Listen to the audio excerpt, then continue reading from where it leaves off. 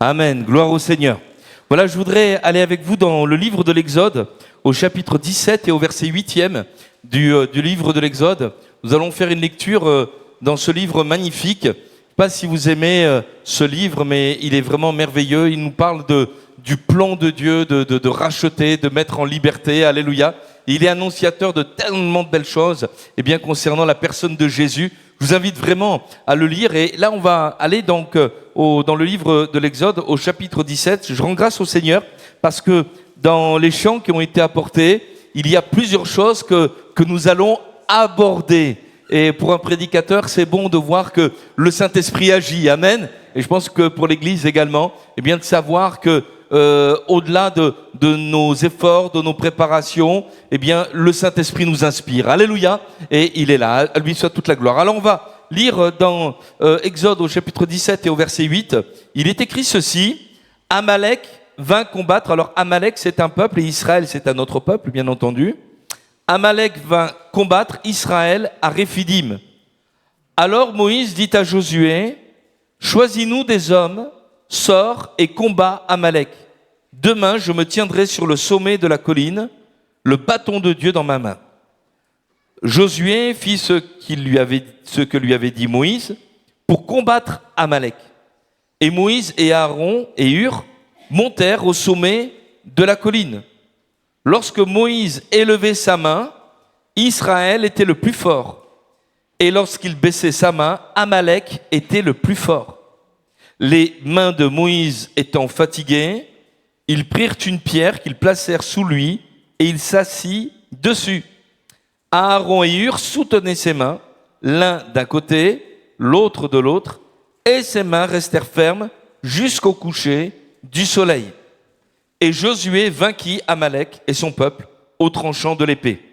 L'Éternel dit à Moïse: écris cela dans le livre pour que le souvenir s'en conserve, et déclare à Josué que j'effacerai la mémoire d'Amalek de dessous les cieux. Moïse bâtit un autel et lui donna pour nom l'Éternel, ma bannière. Il dit: parce que la main a été levée sur le trône de l'Éternel, il y aura guerre de l'Éternel contre Amalek de génération en génération. Amen. Gloire à Dieu. Voilà un texte qui nous parle d'un combat qui a eu lieu entre deux peuples, Amalek et Israël. Israël, c'est le peuple de Dieu, ce peuple que Dieu a libéré de l'esclavage des Égyptiens. Voici un peuple va combattre Israël et c'est Amalek. Et on sent bien qu'au travers de ce combat, il y a des choses qui dépassent simplement le cadre d'un conflit géographique entre deux ethnies, mais nous comprenons qu'il y a là un enjeu, même un enjeu spirituel. Il nous est dit que la main a été levée sur le trône de l'Éternel. Il y aura même une guerre, non pas de la part des hommes, mais de la part de l'Éternel contre Amalek. Et on comprend bien qu'au-delà d'Amalek en tant qu'ethnie, il y a vraiment un état d'esprit qui se manifeste et qui se révolte, qui veut atteindre le peuple de Dieu. Et on va comprendre tout cela. Et je voudrais simplement le remettre également dans le contexte, ce texte. Pendant plus de 4 siècles, Israël est en esclavage en Égypte. Et puis ce peuple crie vers Dieu et Dieu répond en lui envoyant un libérateur. Connaissez cela, c'est Moïse. Et au travers de Moïse, bien sûr, c'est Dieu. Et l'Égypte va être frappée par des plaies jusqu'à ce que le pharaon relâche Israël et que celui-ci soit libéré. Et puis, vous vous souvenez de ce passage au milieu de la mer Rouge, le peuple est libéré et puis commence une série d'événements dans la vie de ce peuple qui a été libéré par Dieu de son esclavage, mais qui va apprendre à marcher avec Dieu. Et en réalité, c'est là où nous en sommes tous les uns et les autres. Nous avons rencontré celui qui est l'agneau de Dieu, alléluia. Celui qui a payé de sa vie et de son sang pour nous libérer du péché, alléluia, de la puissance du diable. Mais il nous importe également d'apprendre à marcher avec le Seigneur. Et c'est un apprentissage. Il y a des choses que nous ne savons pas. Et vaut mieux dire au Seigneur, Seigneur, je ne sais pas, enseigne-moi comment il faut faire, plutôt que de dire je sais tout, j'ai tout compris. Non, si tu penses comme ça, si tu parles comme ça, eh bien tu vas perdre même des années dans ta vie et dans ta marche spirituelle. Eh bien reste humble devant le Seigneur, il est ton maître et il veut t'enseigner. Alléluia, amen. Et Jésus est celui qui est doux et humble de cœur. Alléluia. Si vous avez eu des maîtres sévères dans le passé, qui vous ont tapé sur le bout des doigts, voilà, ou qui vous ont humilié, c'est pas la méthode de Jésus. Alléluia. Néanmoins, il veut nous apprendre comment il faut marcher, parce qu'il est également exigeant. Et les leçons du désert sont là pour nous rappeler que nous sommes des disciples et que nous avons besoin d'apprendre. Et ce texte-là est particulier parce qu'il nous montre en réalité le premier combat qu'Israël va livrer par lui-même. Auparavant, c'est pas lui qui a combattu, c'est Dieu. D'ailleurs, Moïse le dira dans Exode chapitre 14, verset 14, un texte merveilleux. L'Éternel combattra pour vous. Alléluia. Et le Seigneur a combattu. C'est lui qui a frappé l'Égypte de ses plaies. C'est lui qui a protégé son peuple avec le sang de l'agneau lorsque la mort est passée. C'est lui qui a ouvert la mer Rouge. C'est lui qui a agi. Alléluia. Amen. Et nous voulons dire, Seigneur, lorsqu'il s'agit de nous libérer, de nous sauver, on a entendu un don spirituel tout à l'heure, la cigarette, le tabac et tant d'autres addictions. Bref, ça c'est les œuvres du péché. Voilà. Lorsque le Seigneur nous a libérés, c'est lui qui a tout accompli. Alléluia. Nous, on n'a rien fait. C'est lui qui est venu. Alléluia. Il est venu nous libérer. Amen. Mais à présent que nous marchons avec lui, il y a des positions que nous devons tenir et des choix que nous avons à faire. Et l'Écriture est en train de nous enseigner, eh bien, qu'il y aura et qu'il y a des combats. Et je voudrais peut-être parler à un jeune frère, une jeune sœur dans la foi. Si tu rencontres eh bien, des obstacles et des combats dans ta vie, c'est pas un accident, c'est pas quelque chose qui t'arrive par hasard ou tu n'es pas une exception, c'est normal. Et le premier combat eh bien, que va rencontrer le peuple de Dieu, c'est un combat normal, même un combat d'apprentissage, afin que le peuple de Dieu apprenne à compter sur le Seigneur dans les combats qu'il allait mener. Et il va y avoir une révélation de la part eh bien, de Dieu quant à lui-même, quant à son nom. Et Moïse va, à la fin de ce combat, qui va être remporté, parce que le Seigneur donne la victoire, alléluia. Et il nous est dit ceci, qu'il il bâtit un autel, et il donna un nom à cet autel, et qu'il appela donc, l'Éternel, ma bannière. Amen. Alléluia. L'Éternel, ma bannière. Yahvé Nissi, en hébreu. Et le titre de ce message, c'est celui-ci. Peut-être on peut faire apparaître le plan s'il est là. Eh bien, sous la bannière de Christ ou pas? Es-tu placé sous la bannière de Jésus, sous la bannière de Christ ou pas? C'est un choix, c'est une décision. Et nous avons remarqué qu'en fonction de cette position, il y a la victoire ou pas. Il y a la défaite ou pas. Et ici, Moïse lui-même a appris à dépendre de son Dieu et à avoir Christ pour bannière. Alors on va décrire tout cela dans ce plan. Eh bien, Jésus-Christ, ma bannière, une bannière pour le combat, une bannière pour rassembler et une bannière pour ne pas oublier R. Merci. Gloire à Dieu. Et donc, le premier point, l'Éternel, ma bannière. L'Éternel, ma bannière. Et ce premier mot, l'Éternel, c'est le nom de Dieu. C'est le nom que Dieu a donné comme révélation à Moïse. C'est ce nom qui signifie Yahvé. C'est ce nom qui veut dire « je suis ». En réalité, c'est un nom qui signifie tout simplement celui qui existe par lui-même. Nous avons besoin d'un espace, nous avons besoin du temps, nous avons besoin de la matière, nous avons besoin d'un lieu pour exister. Si on nous enlève la matière, si on nous enlève le temps, l'espace, etc., eh bien nous n'existons plus. Et la Bible nous invite à comprendre que eh bien, tout ce monde existe par rapport à un commencement, l'origine. Dieu a tout créé. Mais lui, avant, et ça dépasse notre pensée, lui n'a pas besoin de tout ça. Il existe, alléluia. Il est, alléluia. Amen. Amen. Il est le même, hier, aujourd'hui, éternellement. Il est celui qui ne change pas. Et lorsque Dieu parle, eh bien, aux hommes, il emploie ce vocable. Je suis celui qui est, celui qui ne bouleverse pas. Dieu peut parler de lui-même en utilisant un autre nom. Il est Elohim, il est celui qui est le Tout-Puissant, il est celui qui agit, qui est le Dieu créateur de toutes choses, voilà, avec une puissance qui nous dépasse. Mais dès que Dieu, eh bien, entre en relation avec chacun d'entre nous, il se montre comme quelqu'un qui a une identité personnelle. Alléluia. Quelqu'un qui veut te parler comme un homme parle à son ami. Amen. Et n'est-ce pas ainsi que nous avons rencontré Dieu? Nous avons rencontré celui qui est le grand je suis. Celui qui nous a dit, je suis le bon berger. Alléluia. Je suis la résurrection et la vie. Je suis le pain de vie. Alléluia. Je suis le chemin, la vérité et la vie. Non pas un Dieu impersonnel, mais un Dieu personnel. Alléluia. Dieu qui s'est fait homme, le Christ Jésus. Amen. Et qui est venu jusqu'à nous. Amen. Et Dieu, dans sa pédagogie, dans tout l'Ancien Testament, est en train d'insister sur ces choses, en train de nous dire, je suis celui qui pourvoit, l'Éternel qui pourvoit, je suis celui qui pourvoit, Yahvé Jiré, je suis celui qui te guérit, Yahvé Rapha, je suis, eh bien, celui qui te donne la paix, Yahvé Shalom, voyez. Et puis, il dit ici, eh bien, l'Éternel, eh bien, ma bannière, et on va comprendre ensemble de ce que cela veut dire. Mais déjà, nous voulons bénir le Seigneur parce que, eh bien, nous comprenons une chose, c'est que Dieu est avec nous. Alléluia. Dieu est pour toi. Amen.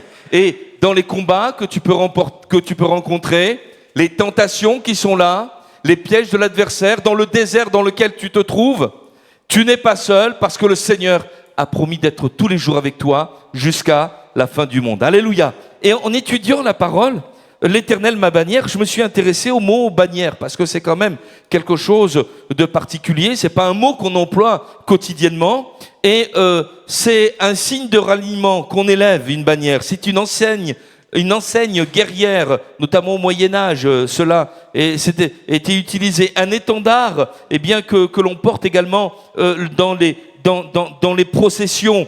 Et j'ai bien aimé tout à l'heure les chants qu'on a chantés parce qu'à plusieurs reprises il nous est dit ceci, eh bien Jésus nous élevons, que le nom du Seigneur soit élevé. À plusieurs fois le verbe élever a été employé dans les chants. Et justement, le mot bannière vient de cela, c'est ce qu'on élève. Par exemple, on va lire dans Ésaïe au chapitre 11 et le verset 10, Ésaïe chapitre 11 et le verset 10, à moins qu'il y soit déjà. Voilà, merci Nicolas. En ce jour, eh bien, le rejeton d'Ésaïe sera comme une bannière pour les peuples, les nations se tourneront vers lui et la gloire sera sa demeure. La Bible est christocentrique. Même quand il est dit ma bannière, la bannière, elle parle de Jésus. Et il nous est dit, là le rejeton d'Isaïe, c'est un terme hébreu pour nous parler du Messie. Et le Messie sera comme une bannière, comme quelqu'un qui sera élevé pour tous les peuples. Les nations se tourneront vers lui et la gloire sera sa demeure. Le ciel, la gloire, mais les nations se tourneront vers lui. J'ai recherché encore ce mot, eh bien, l'Éternel, ma bannière. Donc ici, on voit un signal de salut qu'il faut rejoindre pour être sauvé. Et on le retrouve également dans le livre de l'Exode, au chapitre 21, Exode chapitre 21, le verset 8 à 9. Alors je fais appel à vos connaissances des Écritures. Vous vous souvenez de ce moment où le peuple de Dieu a désobéi et est piqué par des serpents? Vous vous souvenez de ça? Qu'est-ce que fait Moïse? Il fabrique un serpent d'airain, vous vous souvenez de cela? Et il l'élève sur une perche pour que tout le monde le voie. Et la Bible nous dit que tous ceux qui regardaient le serpent quand ils avaient été piqués étaient instantanément guéris. Vous voyez? Eh bien, le mot perche, c'est le même mot que bannière. C'est ce qu'on élève. Alors je dis, donc au chapitre 21 et le verset 8, alors je pense que je me suis trompé. Ça doit pas être ça, Nicolas. Voilà. Mais c'est pas toi, c'est moi. Hein. Voilà. Hein. Voilà. Bon, vous me faites confiance? Voilà. C'est autre chose. Je me semble que ça devrait être dans le livre des Nombres. Essaye Nombre 21 pour voir. Voilà. Comme ça, on révise la Bible. Voilà. Genèse, Exode, Lévitique, Nombre, Deutéronome, Josué juge. Voilà. Voilà, merci. Voilà, t'as vu, j'ai gagné du temps. L'Éternel dit à Moïse, fais-toi un serpent brûlant et place-le sur une perche. C'est le même mot que bannière, donc quelque chose qu'on élève. Quiconque aura été mordu et le regardera conservera la vie. Verset 9.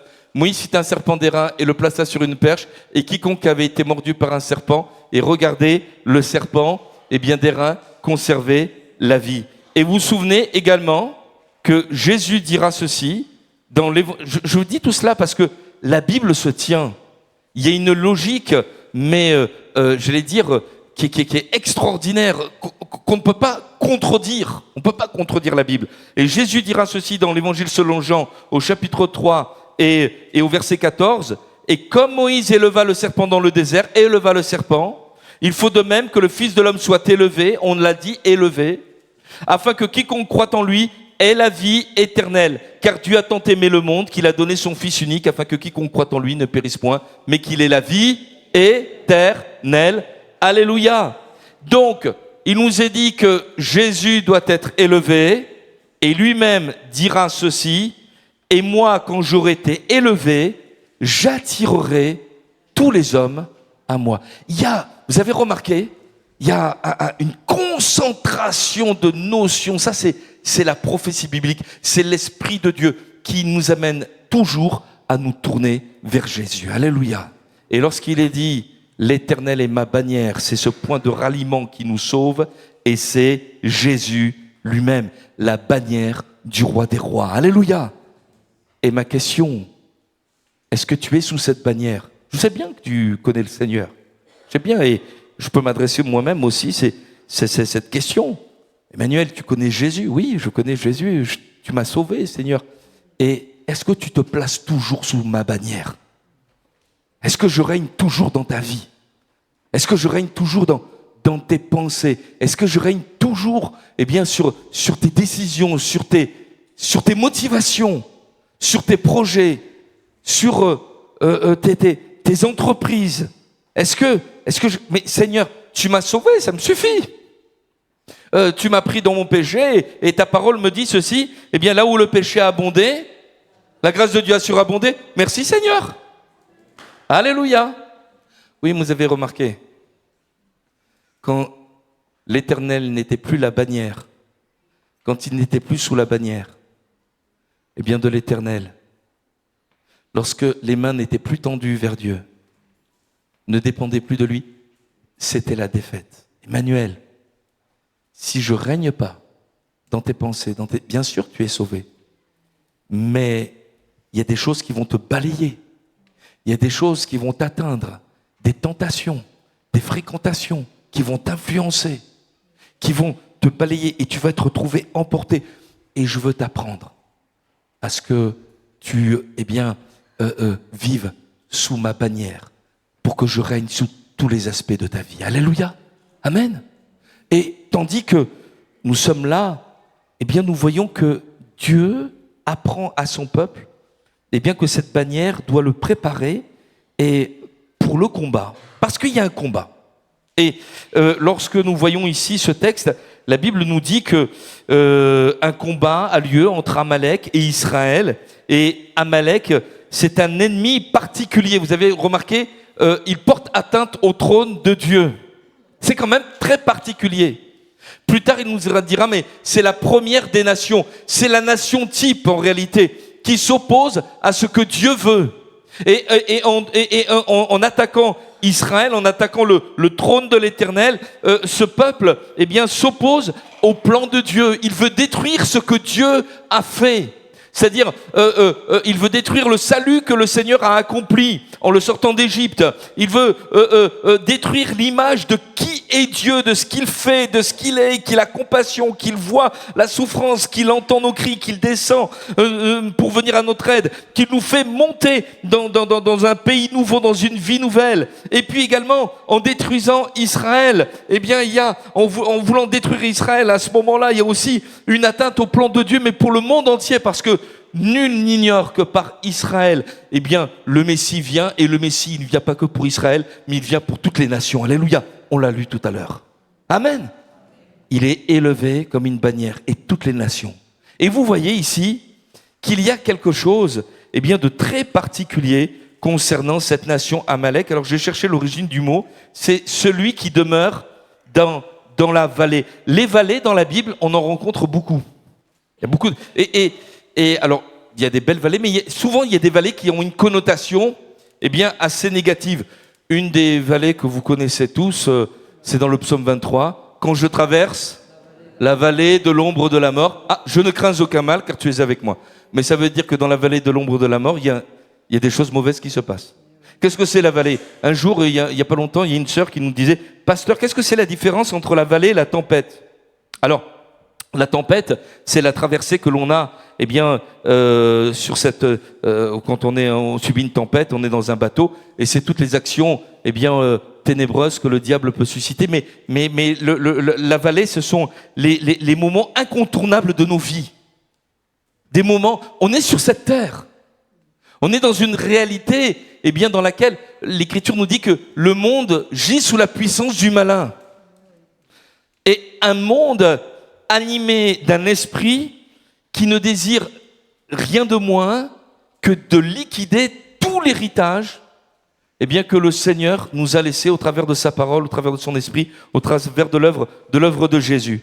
En réalité, ce peuple-là qui vit dans les vallées, et je vous rappelle d'autres vallées, la vallée des Térébintes, vous savez, c'est la vallée de l'oppression lorsqu'il y a Goliath qui effraie, eh bien, le peuple d'Israël.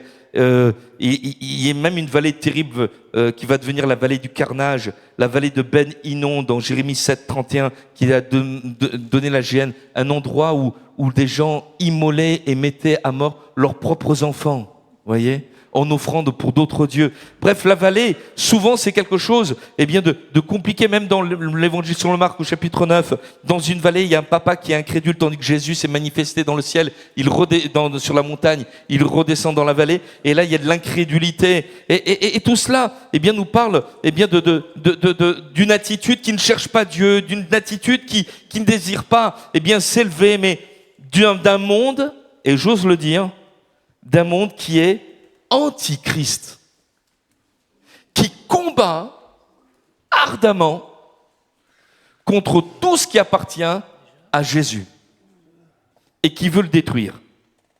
Et Dieu fait apprendre à son peuple qu'il y a quelque chose d'irréconciliable entre Dieu, Israël et l'Église et Amalek, c'est-à-dire cet état d'esprit, et il n'y a pas de paix possible. Et je voudrais dire ceci, on est dans un monde qui parfois peut nous influencer en disant mais voilà, on est tous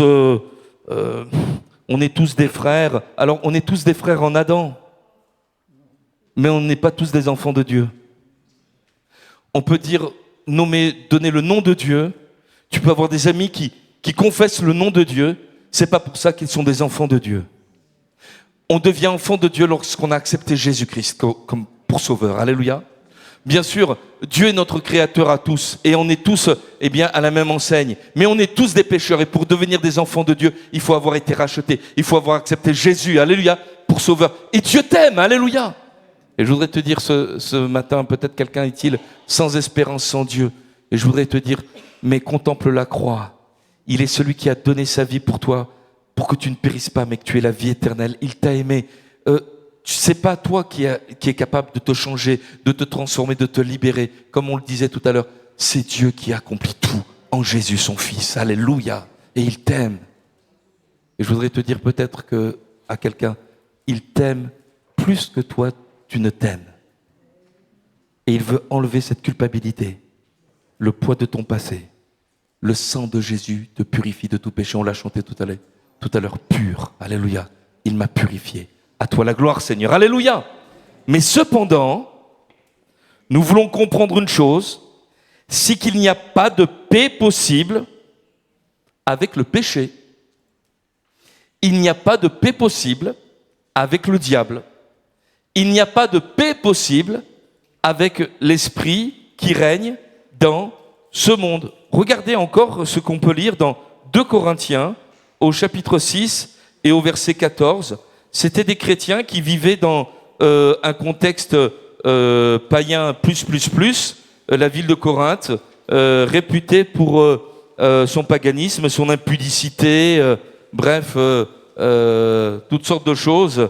Et voici ce que l'apôtre Paul écrit à ces chrétiens de l'église de Corinthe, 2 Corinthiens chapitre 6, verset 14.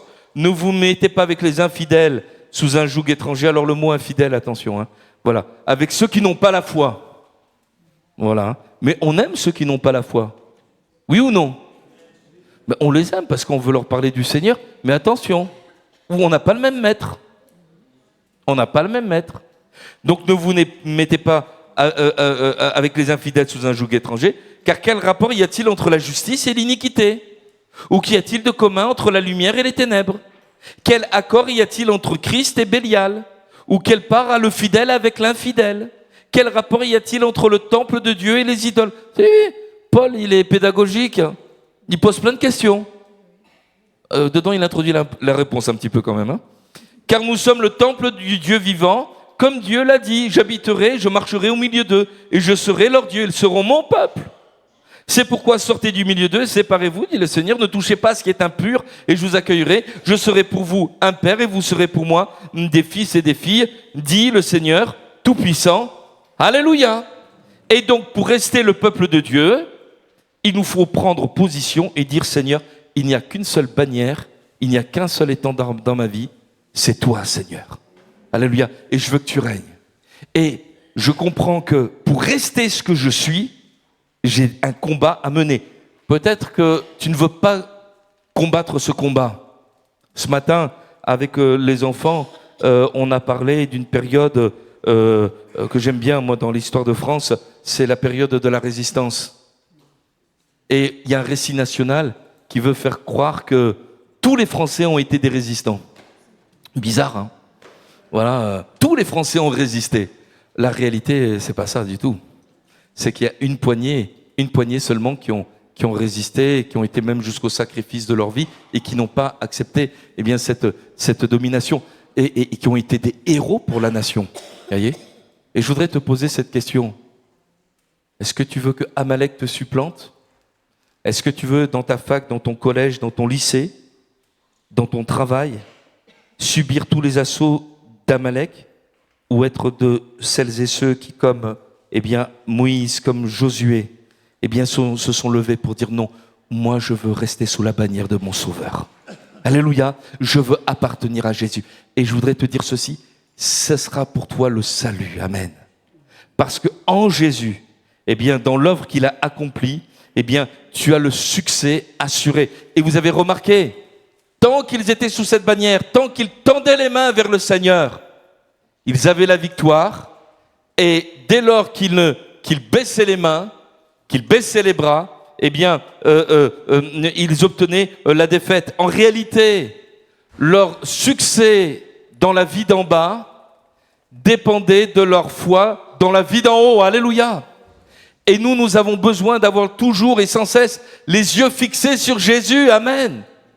Et que tu puisses dire, mais si je ne me confie pas en Christ, il n'y a pas de victoire sur le péché, il n'y a pas de victoire sur le diable, il n'y a pas de victoire sur la mort, il n'y a pas de victoire dans ce monde, il n'y a pas de victoire en moi-même, mais tout est acquis en Jésus et moi j'ai besoin de chercher ma victoire auprès du Seigneur. Amen.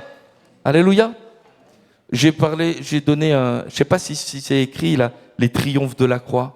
Voilà, peut-être que c'est mis, voilà, les triomphes de la... Ah, merci. Vous pouvez prendre une photo, voilà, si vous voulez, hein, et vous le regardez, voilà, vous aurez les références, comme ça on va gagner du temps. Hein, voilà, les triomphes de la croix, sur le péché, sur la mort, sur le diable et ses œuvres, sur la loi, etc. Il n'y a aucune condamnation pour ceux qui sont en Jésus-Christ. Alléluia. Alors, en ce qui nous concerne, en tant qu'Église de Jésus-Christ, nous comprenons que nous avons un roi, un chef. Nous avons également un champion. C'est le Seigneur, c'est le grand vainqueur. Amen. Est-ce que vous avez déjà vu Jésus vaincu? Si toi tu as été vaincu, moi j'ai été vaincu aussi. Mais Jésus n'a jamais été vaincu.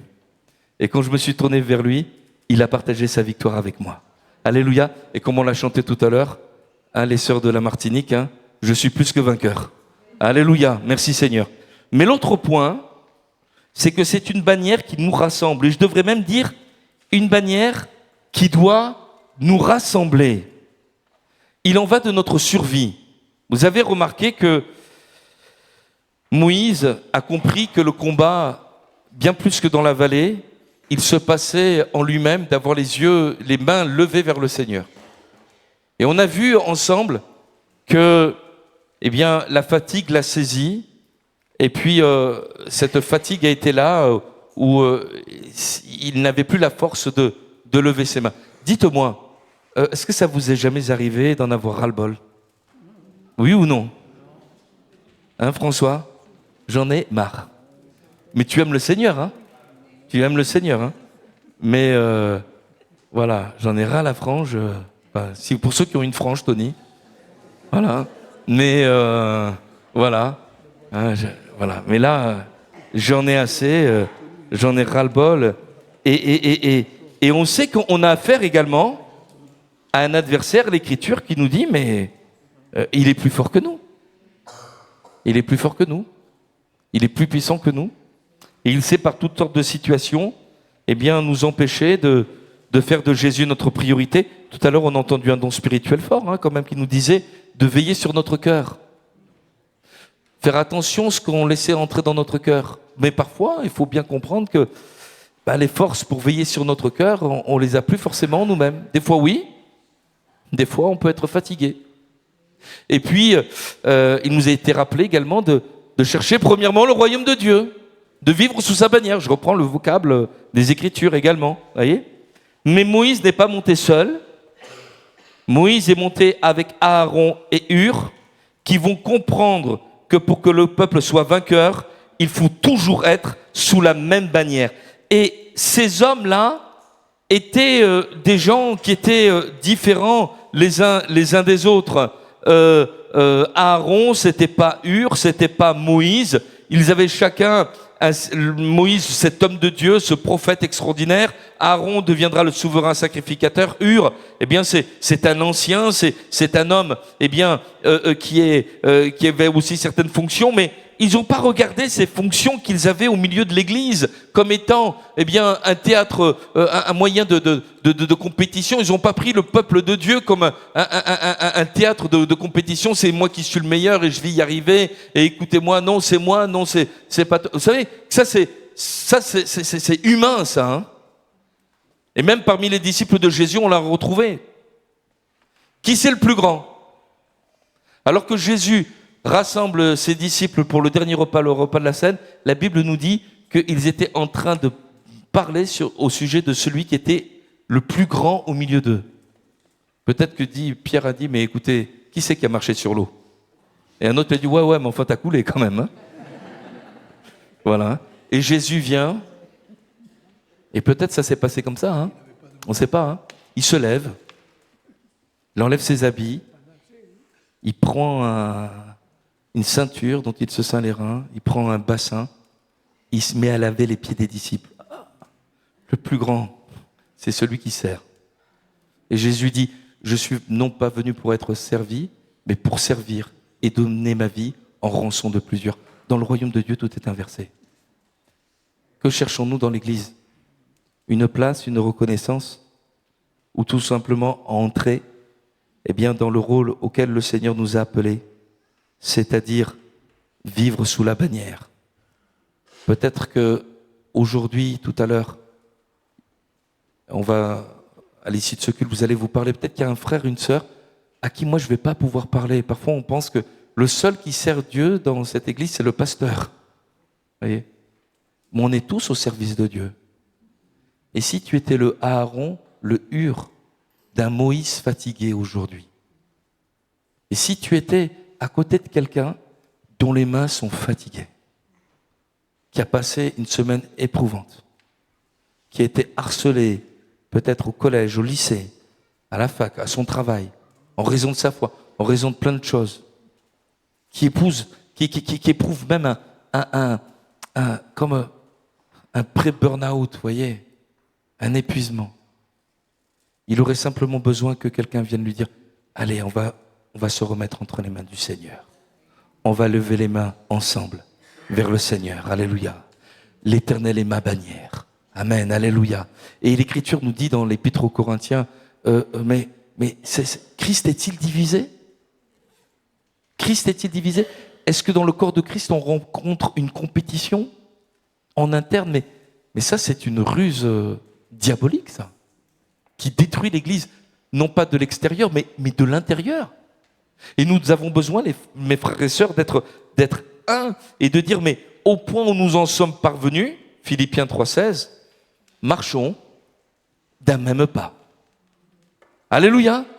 Ayons pour modèle celui qui est notre Sauveur, qui n'a pas regardé ce qui lui plaisait, mais qui a regardé le bénéfice pour nos âmes. Alléluia.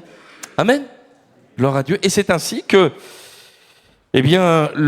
Moïse est resté en place et a apporté la bénédiction à l'égard de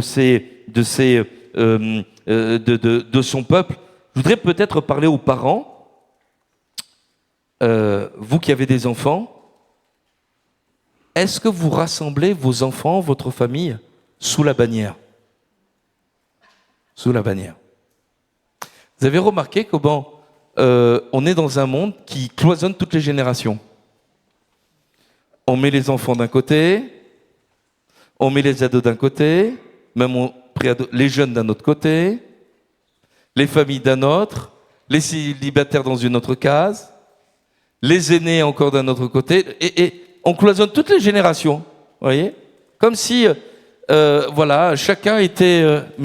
et parfois on rencontre ça aussi dans l'église, regardez même ce matin. Voilà, et merci Seigneur, on comprend qu'il faut s'occuper des enfants, mais je pense que ça serait bien aussi de voir de temps à autre, même régulièrement, l'église toute réunie, pas simplement les grands, mais les petits, alléluia. Amen. Alléluia. Et est-ce que tu fais ainsi? Est-ce que tu rassembles toute ta famille en disant, l'évangile, c'est pas simplement pour moi ce que le Seigneur m'a fait comprendre. Je connais quelqu'un, il m'a dit ceci, tu sais, mon père, il connaît la Bible, mais c'est formidable. La connaissance qu'il a de la Bible, mon père, et je le connais très très bien, il n'est pas d'ici, il m'a dit, mais une connaissance des Écritures, et puis il a rempli des cahiers, et des cahiers, et des cahiers, et des cahiers, il note, il fait des études, c'est impressionnant, sa connaissance de la Bible. Sauf que, il m'a dit, mais moi quand j'étais ado, quand j'étais enfant, ado, jeune, mais il restait dans son bureau, il partageait rien. J'ai fait toutes les bêtises possibles, imaginables, avant que je rencontre le Seigneur moi-même. Mais combien j'aurais aimé que mon père partage avec moi ce que le Seigneur lui avait communiqué. En un mot, qu'on se rassemble sous la même bannière. Amen. Et peut-être dans cette matinée, as-tu besoin de ramener toute ta famille? Peut-être que tu cherches l'unité dans ta famille. L'unité, tu ne vas pas la créer. L'unité, c'est Jésus qui la donne. On la trouve quand on se rapproche de Jésus. Alléluia. Amen. Pas une religion.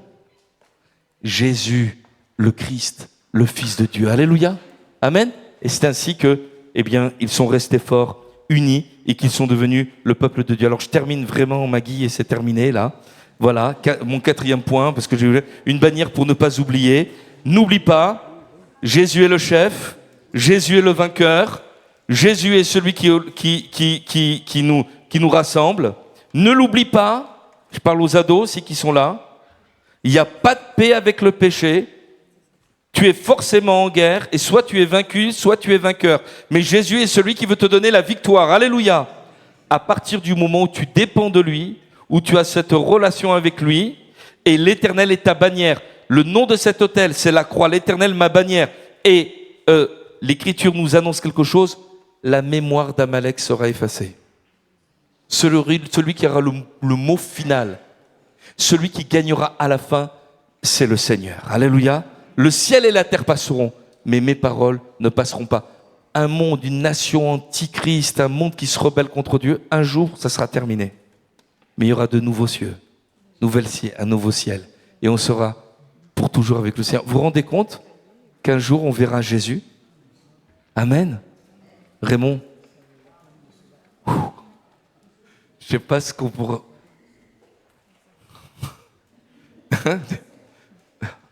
Ça sera... Peut-être qu'on pleurera. Hein, on louera le Seigneur, amen. Mais je voudrais terminer, voilà, vraiment, hein. 2 Timothée au chapitre 2. Voilà, merci. Souviens-toi de Jésus-Christ. Le but de cet hôtel, c'était de ne pas oublier. C'était un mémorial. Souviens-toi de Jésus-Christ, issu de la postérité de David, ressuscité des morts. Ça veut dire que c'est lui le grand vainqueur, selon mon évangile, pour lequel je souffre jusqu'à être lié comme un malfaiteur, mais la parole de Dieu n'est pas liée. Tu souffres peut-être, mais n'aie pas honte de ce que tu souffres. Mais fais de l'Éternel ta bannière. Alléluia. Et la victoire, elle est à toi. Amen. Vous l'avez bien compris, le Seigneur ensemble? Seigneur, nous te louons, nous te bénissons et nous te rendons grâce. Ton nom est celui qui nous rassemble. Ton nom est celui qui nous sauve. Ton nom est celui, Seigneur, qui est tout puissant, comme on l'a chanté. Le nom de Jésus qui est au-dessus de tout autre nom. Alléluia. Et je te prie, Seigneur, afin que dans cette matinée, chacun d'entre nous, nous nous réfugions sous ta bannière. Les familles, les jeunes couples, Seigneur, les enfants, Seigneur, les préados, toutes les générations, nos aînés dans l'Église. Alléluia. L'Église tout entière, nous voulons nous rassembler. Et Seigneur, peut-être quelqu'un, Seigneur, voit-il comme une division même dans sa famille, peut-être dans son foyer. Mais l'unité, Seigneur, elle se trouve en toi, lorsqu'on se réfugie en toi, lorsqu'on se cache en toi. Alléluia. Et Seigneur, je te prie, afin, Seigneur mon Dieu, que tu bénisses chacune de nos vies. Seigneur, à toi toute la gloire. À toi toute la gloire. Je voudrais terminer par un appel. Est-ce que tu es dans la victoire ou est-ce que tu es dans la défaite? Je ne dis pas est-ce que tu es dans le combat, parce que les combats, on en a tous. Mais dans ces combats, soit on gagne, soit on perd. Et la question que je te pose, c'est, tu es Josué qui perd ou Josué qui gagne? C'est Josué le plus fort ou c'est Amalek le plus fort? Tu as compris ce que je veux dire. Si tu es en train de te perdre, si tu perds du terrain, mais reviens à la bannière. Replace-toi sous cette bannière. À ton Dieu qui ne se lasse pas de pardonner. Celui qui a été élevé sur cette croix pour que tous les hommes viennent à lui. Mais celui qui est ressuscité, qui est souverainement élevé et qui règne, est celui qui veut te donner une famille. Alléluia. Viens te placer sous cette bannière. Si quelqu'un voulait que l'on prie pour lui, peut-être pourriez lever votre main, vous qui êtes dans un combat. Des besoins compris, oui. Voilà, il y a des mains qui se lèvent, des mains qui veulent revenir sous la bannière. Alléluia. Alors on va prier pour vous. À toi la gloire, Seigneur Jésus. Si quelqu'un d'autre veut lever sa main, vous levez votre main, oui, oui. Gloire à Dieu, gloire à Dieu. On bénit le nom du Seigneur, amen. Seigneur, nous te bénissons, nous te rendons grâce, parce que tu te saisis de ces moments, Seigneur, pour nous parler. Et Seigneur, nous avons compris, Seigneur Jésus, qui tu es. Tu es celui qui est notre sauveur, notre libérateur. Mais tu es celui, Seigneur, qui nous montre la vie telle qu'elle est, avec les combats qui sont à mener. Et en nous faisant découvrir, Seigneur, qu'il n'y a pas de paix possible avec les valeurs de ce monde. Seigneur, et si nous voulons demeurer ce que nous sommes, Seigneur, il nous faut nous battre, non pas avec les armes des hommes, Seigneur, mais ta parole nous dit même d'être vainqueur du mal par le bien. Mais Seigneur Jésus, d'être vainqueur. Alors Seigneur, je te prie pour ces bien-aimés qui veulent voir ta gloire dans leur vie et qui viennent se réfugier sous ta bannière.